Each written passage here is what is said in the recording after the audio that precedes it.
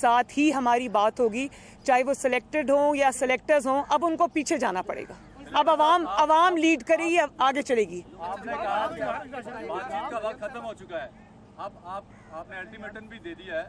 آپ نے بات چیت کا دروازہ کھلا رکھا ہے یا آپ کوئی بات نہیں ہوگی؟ اور دوسرا، اگر فوج بات چیت کے لیے تیار ہوتی ہے تو جیسے مریم بی بی نے کہا تھا کہ ہم عوام کے سامنے بات چیت کو تیار ہیں، تو اب تیار ہیں؟ دو چیزیں ہیں. ایک تو ہم اکیلے نہیں ہیں، ہم سب ایک ہیں، اور جو بھی فیصلے ہم کریں گے ہم سب مل کے کریں گے، پی ڈی ایم کے پلیٹ فارم سے کریں گے.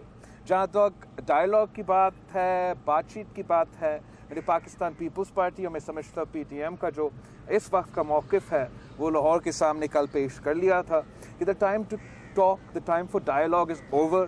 اب مارچ کرنے کا وقت ہے، اب عمران کا استعفیٰ لینے کا وقت ہے.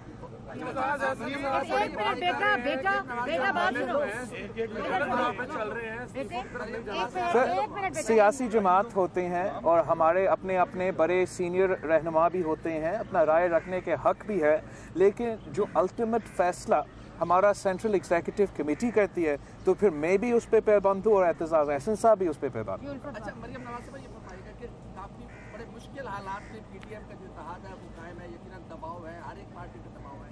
کیا یہ اتحاد آنے والے دنوں میں انتخابی اتحاد ہی ہو سکتا ہے؟ اور دوسرا میرا سوال بلاول صاحب سے ہے کہ آپ یہ شہباز شریف صاحب سے ملنے اپنی مرضی سے جا رہے ہیں یا پی ٹی ایم کی مشاورت سے؟ میں جہاں تک شہباز شریف صاحب سے ملنے جا رہا ہوں وہ تو ہمارا روایت کا حصہ ہے. مجھے موقع نہیں ملا ہے تعزیت کرنے کے لیے، تو میں نے اپلیکیشن ڈالا ہے. اب دیکھتے ہیں مجھے اجازت دیا جاتا ہے یا نہیں.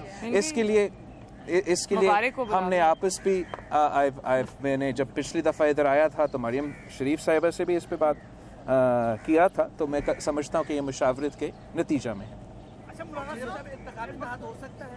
دیکھیں یہ تو اب قبل از وقت ہے، لیکن بات صرف اتنی ہے کہ پاکستان میں جو یہ نیا ٹرینڈ اس سلیکٹڈ اور اس کی حکومت نے بنایا ہے دشمنوں کی طرح مخالفین کو ٹریٹ کرنے کا، تو میں سمجھتی ہوں کہ ہم ساری ڈفرینٹ جماعتیں ہم ایک کامن ایجنڈا پہ، جو عوامی ایجنڈا ہے، پاکستان کا ایجنڈا ہے، لارجر انٹرسٹ میں جو ایجنڈا ہے، ہم اس پہ متفق ہیں. اور اگر اس کو بیونڈ عمران خان کی حکومت جب چلی جائے گی انشاءاللہ، اور یہ ہم اس کو انشاءاللہ ایک براڈر پاکستان کے ایجنڈے پہ اس پہ ضرور کام کریں گے اور کرنا چاہیے. ہم ایک دوسرے کے حریف ضرور ہیں انتخابی میدان کے اندر، لیکن ایک دوسرے کے دشمن نہیں ہیں. ہم سب پاکستانی ہیں اور اس کو آگے بڑھنا چاہیے. جی ایک منٹ میں ذرا ایک بات کرتا ہوں.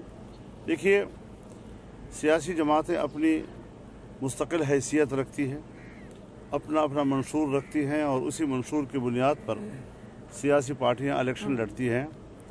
لیکن جو میثاق جمہوریت کسی زمانے میں طے ہوا تھا اس میں، اور آج پھر ہم کچھ ملک کے سیاسی، اقتصادی، معاشی، عدالتی اور بہت سے پہلوؤں پر ایک مشترکہ موقف اور نظریہ اس پر آج ہم دستخط کر چکے ہیں. وہ چیزیں جس کی بھی حکومت ہوگی ہم سب کے مد نظر رہیں گی، اور وہ ایک جمہوری حکومت ہوگی جس کے کمزوریوں کی نشاندہی کرنا تو اس بے اختلاف کا حق ہوگا، لیکن وہ اس صورت میں جمہوریت کو نقصان نہیں پہنچائیں گی، بلکہ ان مشترکہ مقاصد کے لیے ایک دوسرے سے تعاون کے راستے پہ چلیں گی. یہ ایک نظریہ طے ہو چکا ہے. یہ جو آپ کبھی پوچھتے ہیں اگر انہوں نے اگر آئے تو دیکھا جائے گا، ہم بھی بیٹھے ہیں نا، یعنی اگر ہے ہی نہیں سرے سے ابھی تک، اور ان کی طرف سے نہ کوئی ایسی بات ہے، ہماری طرف سے واضح ہے کہ ہم کوئی بات ان سے کرنے کو تیار نہیں. اور اگر یہ استعفیٰ کا اعلان کر دیتے ہیں، اسمبلیوں کو تحلیل کر کے نئے الیکشن کا اعلان کر دیتے ہیں، اور اس کے بعد پھر کوئی ایسی تجویز آئے جو ہم سمجھیں کہ اب اس پر بات چیت کرنے کی ضرورت ہے، تو پی ڈی ایم فیصلہ کرے گا، ایک پارٹی فیصلہ نہیں کرے گا. مولانا یہ بتا دیجیے گا کہ کل محمود خان اچکزئی بھی یہاں پر موجود ہیں. کل انہوں نے خطاب میں کہا تھا کہ لاہوریوں نے ہندو اور سکھوں کے ساتھ مل کے انگریزوں کا ساتھ دیا تھا. تو کیا آپ بھی لاہوریوں کو غدار سمجھتے ہیں؟ انہوں نے غدار قرار نہیں دیا تھا. اس رش میں تو مجھے تو پتہ نہیں چلا کہ انہوں نے کیا کہا، لیکن آپ پڑھے لکھے آدمی ہیں، خود تاریخ کو مطالعہ کر لیں، پتہ چل جائے گا. بارڈر کے اوپر جو ہے دونوں افواج جو ہے فائر ایکسچینج शहीद हो रहा है, ऐसे नाजुक हालात में कोई गुंजाइश है कि लॉन्ग मार्च के ऊपर कामयाब करेंगे? नहीं, हम समझते हैं कि जब हिंदुस्तान के साथ कहीं टेंशन हो, सरहदी टेंशन हो, इस हुकूमत में पाकिस्तान की दिफा की सलाहियत ही नहीं है। लिहाजा एक ऐसा मुस्तहकम निज़ाम मुल्क में होना चाहिए जो वतन अजीज़ की सरहदात की हिफाजत की सलाहियत रखता हो।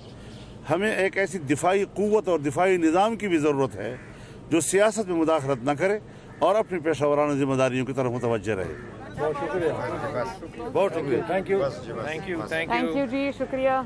नुमा इजलास के बाद मौलाना फजल रहमान, मरीम नवाज और बिलावल भुट्टो जरदारी मीडिया से गुफ्तगू कर रहे थे। उनका ये एलामिया सामने आया है कि 31 दिसंबर 2020 यानी कि साल के आखिरी दिन तक मोहलत दी जाएगी हुकूमत को कि वो मुस्ताफी होकर घर चले जाएं। दूसरी सूरत में फरवरी 2, 2021 को इस्लामाबाद की जानिब लॉन्ग मार्च किया जाएगा।